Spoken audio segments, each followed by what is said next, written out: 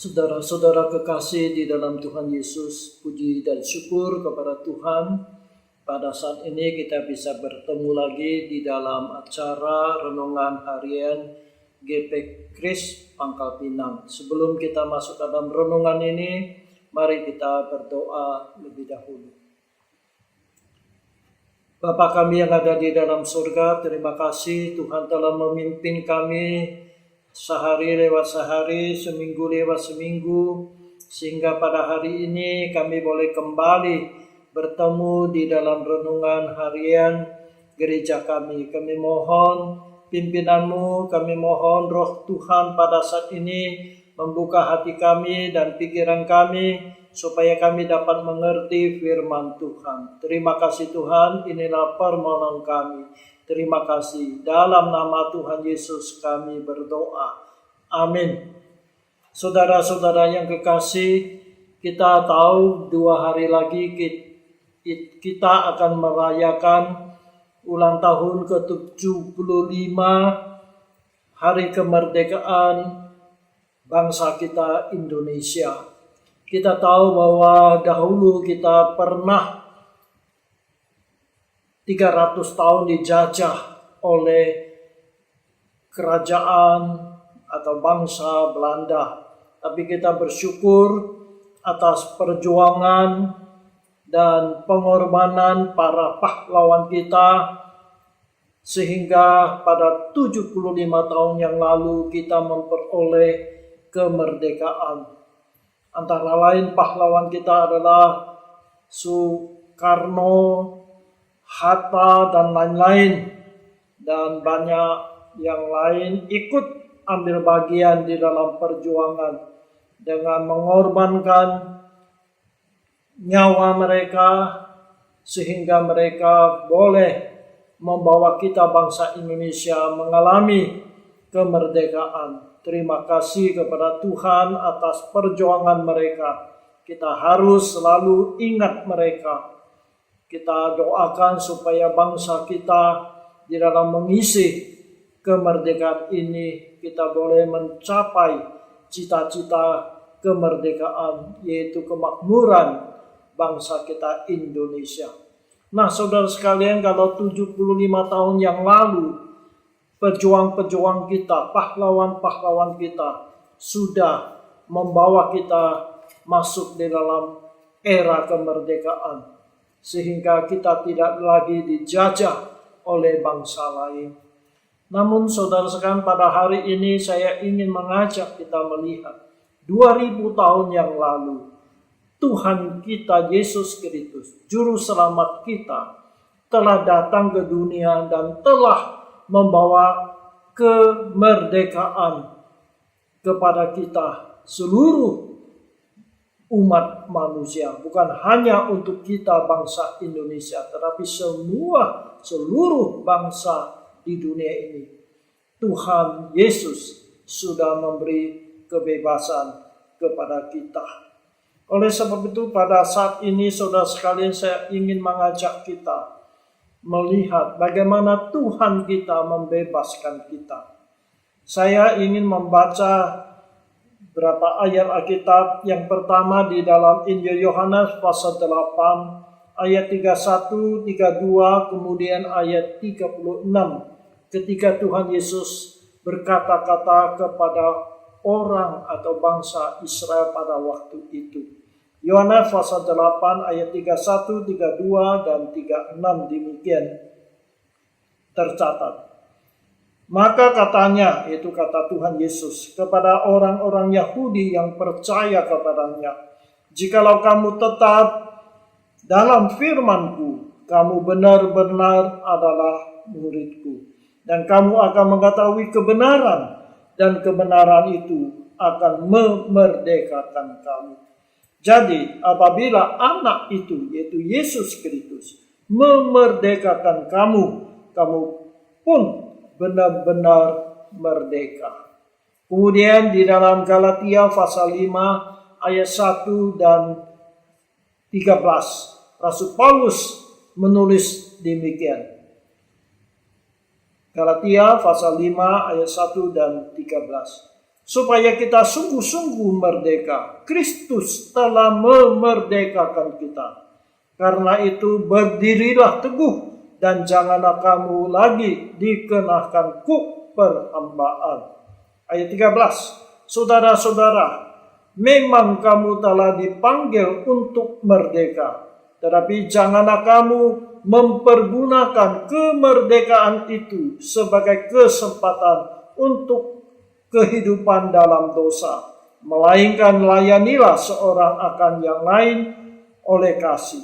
Nah, saudara sekalian, pada hari ini saya ingin mengajak kita melihat dalam hal-hal apa Tuhan Yesus telah membebaskan kita atau telah memerdekakan kita. Yang pertama, Tuhan Yesus telah memerdekakan kita dari kuasa setan dan iblis. Saudara sekalian, ketika Allah mencipta dunia ini, bumi ini, Allah telah menyerahkan Adam dan Hawa, manusia yang pertama itu, supaya mereka memelihara dan menjaga bumi atau dunia yang Tuhan ciptakan untuk manusia. Dapat kita baca hal ini di Kejadian pasal 2 ayat 15. Tetapi saudara sekalian, sayang sekali, Adam dan Hawa telah berbuat dosa, sehingga iblis memakai dosa itu menguasai dunia ini, sehingga dunia yang seharusnya dikuasai oleh manusia telah direbut oleh iblis.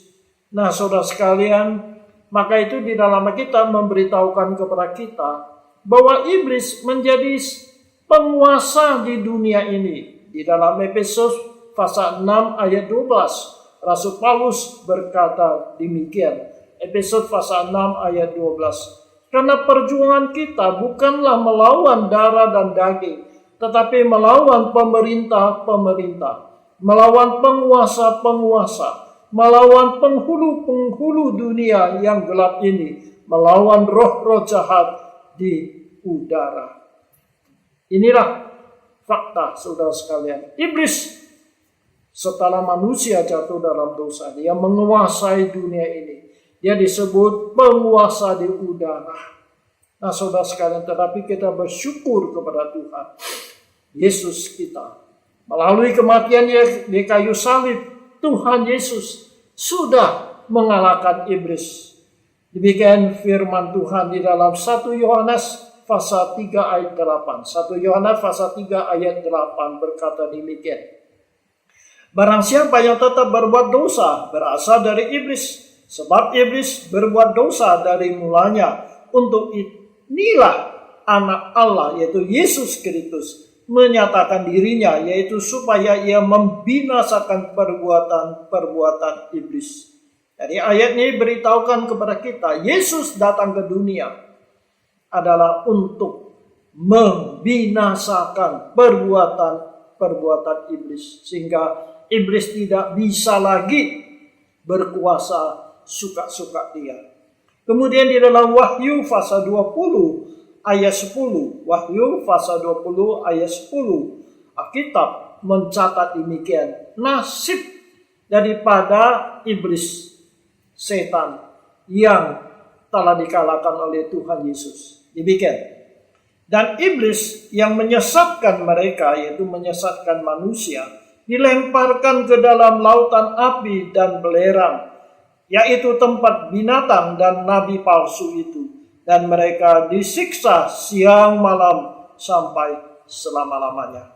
Ayat ini beritahukan kepada kita bahwa pada satu saat iblis akan dihukum di dalam api neraka yang kekal. Jadi saudara sekalian, kita tahu bahwa iblis sekarang memakai dosa mengikat manusia, memakai dosa untuk menguasai dunia ini.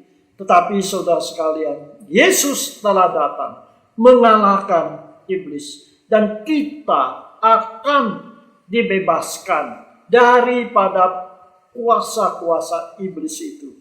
Dalam kitab Kolose pasal 1 ayat 13 dan 14. Saya bacakan Kolose pasal 1 ayat 13 dan 14. Ia, yaitu Yesus Kristus, telah melepaskan kita dari kuasa kegelapan, yaitu kuasa iblis, dan memindahkan kita ke dalam kerajaan anaknya yang kekasih. Di dalam Dia kita memiliki penebus kita, yaitu pengampunan dosa. Jadi ayat ini beritahukan kepada kita bahwa Yesus sudah mati di kayu salib, telah menebus kita, telah memindahkan kita dari kuasa setan iblis ke dalam kerajaan anak Allah, yaitu Yesus Kristus. Jadi saudara sekalian, hari ini status kita tidak lagi di bawah kuasa iblis. Kita sudah dilepaskan dari kuasa setan dan iblis. Jadi saudara sekalian, ini satu penghiburan dan memberi kita keberanian. Memang sekarang iblis masih bercokol di dalam dunia ini. Dia masih menguasai dunia ini di dalam hati orang-orang yang tidak percaya. Tetapi bagi kita, orang yang beriman kepada Yesus, kita tidak lagi di bawah kuasa iblis. Kita sudah dilepaskan dari kuasa iblis. Jadi iblis tidak bisa lagi berbuat semena-menanya terhadap kita. Kita sudah dibebaskan, dimerdekakan dari kuasa iblis. Itulah yang dilakukan oleh Yesus melalui kematiannya di kayu salib. Yang kedua, Tuhan Yesus sudah membebaskan kita dari kuasa dosa. Memerdekakan kita dari kuasa dosa. Kita tahu bahwa setiap manusia yang berbuat dosa adalah hambanya dosa. Saudara sekalian, inilah yang dikatakan oleh Tuhan Yesus kepada orang Yahudi pada waktu itu di dalam Yohanes pasal 8 ayat 34. Saya bacakan Yohanes pasal 8 ayat 34.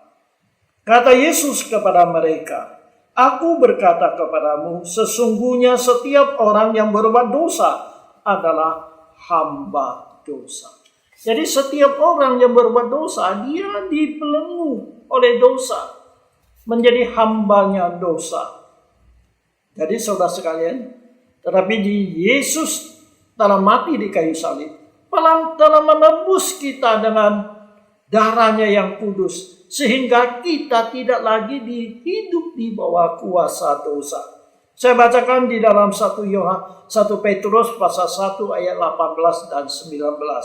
1 Petrus pasal 1 ayat 18 dan 19. Kata Petrus demikian. Sebab kamu tahu bahwa kamu telah ditebus dari cara hidupmu yang sia-sia, yang kamu warisi dari nenek moyangmu itu, bukan dengan barang yang fana, bukan pula dengan perak atau emas, melainkan dengan darah yang mahal, yaitu darah Kristus, yang sama seperti darah anak domba, yang tak bernoda dan tak bercacat.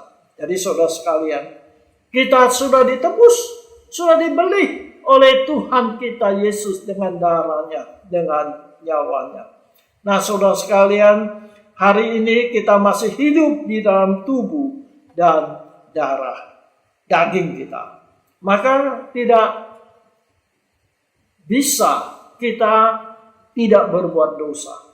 Kita tidak bisa hidup tanpa godaan-godaan dari tubuh jasmani ini. Tetapi saudara sekalian, kita tidak boleh hidup di dalam dosa. Ada kalanya karena kita mempunyai tubuh jasmani ini, kita masih bisa berbuat dosa. Tetapi kita tidak boleh hidup di dalam dosa. Apa artinya hidup dalam dosa? Yaitu melakukan dosa terus-menerus di dalam kehidupannya. Kita sudah ditebus oleh darah Yesus. Kita sudah mempunyai hidup Tuhan di dalam diri kita. Ada roh Tuhan, Roh Kudus dalam hati kita. Memang seperti tadi saya katakan, kita bisa sewaktu-waktu berbuat dosa, tetapi kita tidak melakukannya terus-menerus. Ketika kita berbuat dosa, kita insaf dan hati nurani kita menegur kita, roh Tuhan menegur kita, langsung kita bertobat.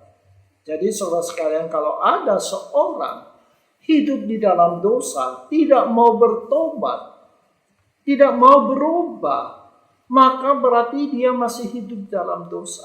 Berarti dia belum sungguh-sungguh mengalami hidup baru dalam Kristus. Belum ada hidup Allah di dalam dirinya. Dengan kata lain, orang itu betul-betul belum sungguh-sungguh beriman kepada Yesus. Orang-orang yang sungguh-sungguh beriman kepada Yesus, maka tidak lagi dia hidup di dalam dosa. Yesus sudah memerdekakan kita. Jadi saudara sekalian, kita mempunyai kekuatan dan kemampuan untuk tidak berbuat dosa. Jadi saudara sekalian, kita mempunyai kekuatan, kemampuan untuk tidak berbuat dosa. Nah, orang yang tidak beriman kepada Yesus, mereka tidak punya kekuatan untuk melawan dosa. Mereka tidak punya kemampuan untuk tidak berbuat dosa. Tetapi kita ada hidup Kristus dalam diri kita. Maka kita mempunyai kekuatan untuk tidak berbuat dosa. Karena apa? Kita sudah ditebus oleh darah Yesus. Kita tidak lagi hidup di bawah kuasanya dosa.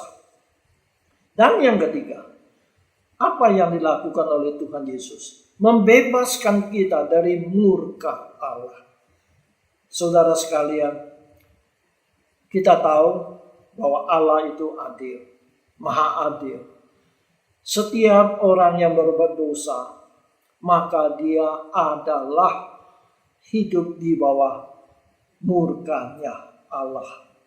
Saudara sekalian, karena Allah itu adil, sekali lagi, karena Allah itu adil, dosa pasti akan mendapat hukumannya. Tetapi Tuhan Yesus di kayu salib telah menebus kita.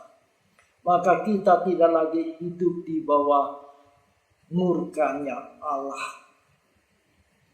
Dalam hal ini, Rasul Paulus berkata demikian di dalam Roma pasal 5 ayat 9 sampai ayat 11. Sekali lagi saya bacakan Roma pasal 5 ayat 9 sampai 11. Berkata demikian, kata Paulus, lebih-lebih karena kita sekarang telah dibenarkan oleh darahnya, yaitu darah Kristus, kita pasti akan diselamatkan dari murka Allah. Ayat 10. Sebab jika kita ketika masih seteru diperdamaikan dengan Allah oleh kematian anaknya, lebih-lebih kita yang sekarang telah diperdamaikan pasti akan diselamatkan dari hidupnya. Ayat 11. Dan bukan hanya itu saja, kita malah bermegah dalam Allah oleh Yesus Kristus Tuhan kita. Sebab dia kita telah menerima perdamaian itu. Jadi saudara sekalian, ayat-ayat ini beritahukan kepada kita bahwa Yesus telah membeli kita dengan darahnya, telah mati untuk kita dengan mati di kayu salib. Maka kita tidak lagi hidup di bawah murkanya Allah. Tetapi sebaliknya kita dikatakan kita didamaikan dengan Allah. Saudara sekalian, berarti apa?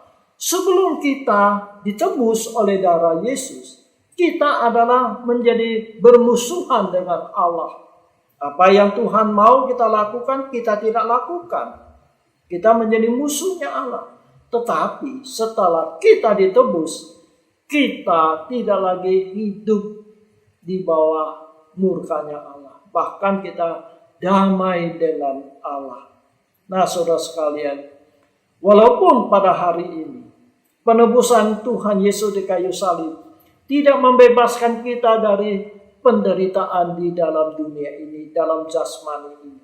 Oleh sebab itu, saudara sekalian, walaupun kita orang yang beriman, kita masih hidup dalam dunia ini, kita masih ada tubuh kita yang jasmani ini, maka kita masih mengalami sakit penyakit, mengalami musibah, mengalami penderitaan di dalam dunia ini. Tetapi kita harus tahu bahwa Yesus sudah memerdekakan kita dari murka Allah. Maka kita tidak akan lagi menerima hukuman yang kekal di dunia baka. Oleh sebab itu saudara sekalian, pada satu saat ketika kita meninggalkan dunia ini, ketika kita mengakhiri hidup kita dalam dunia ini, kita akan dibawa ke tempat yang bahagia. Karena Tuhan telah menyediakannya tempat yang mulia, yang indah untuk kita. Inilah janji Tuhan Yesus. Saya bacakan di dalam Yohanes pasal 14 ayat 1 sampai 3. Ini satu ayat yang sangat familiar atau sudah sangat kita hafal. Yohanes pasal 14 ayat 1 sampai 3. Janji Tuhan Yesus kepada kita. Janganlah gelisah hatimu, percayalah kepada Allah, percayalah juga kepada aku. Di rumah Bapakku banyak tempat tinggal. Jika tidak demikian, tentu aku mengatakannya kepadamu, sebab aku pergi ke situ untuk menyediakan tempat bagimu. Dan apabila aku telah pergi ke situ dan telah menyediakan tempat bagimu, aku akan datang kembali dan membawa kamu ke tempatku, supaya di tempat di mana aku berada, kamu pun berada. Amin. Saudara sekalian, Yesus sudah memerdekakan kita. Yesus sudah membebaskan kita dari murka Allah. Dan Tuhan telah menyediakan tempat yang indah bagi kita, rumah yang kekal di sorga. Saudara sekalian, inilah yang kita bersyukur kepada Tuhan. Kalau hari ini, 2 hari lagi kita akan merayakan ulang tahun kemerdekaan bangsa kita Indonesia yang ke-75. Kita bersyukur karena Tuhan berkenan memberi kita bangsa Indonesia, satu negara yang indah, satu negara yang makmur. Ya, kita bersyukur kepada Tuhan. Kita berterima kasih kepada pahlawan-pahlawan kita yang telah berjuang ya, untuk mencapai kemerdekaan. Kita jangan lupa perjuangan mereka. Namun saudara sekalian, kita juga bersyukur kepada Tuhan. Karena Yesus 2000 tahun yang lalu sudah datang dan membebaskan kita, memerdekakan kita dari apa? Dari kuasa pertama, dari kuasa setan dan iblis. Sehingga hari ini kita tidak usah takut kepada iblis. Dia tidak bisa berbuat banyak kepada kita. Karena kita sudah menjadi miliknya Tuhan Yesus. Yang kedua, kita tidak dibawa kuasa dosa. Hari ini memang seperti tadi saya katakan, kita ada kemungkinan bisa jatuh dalam dosa.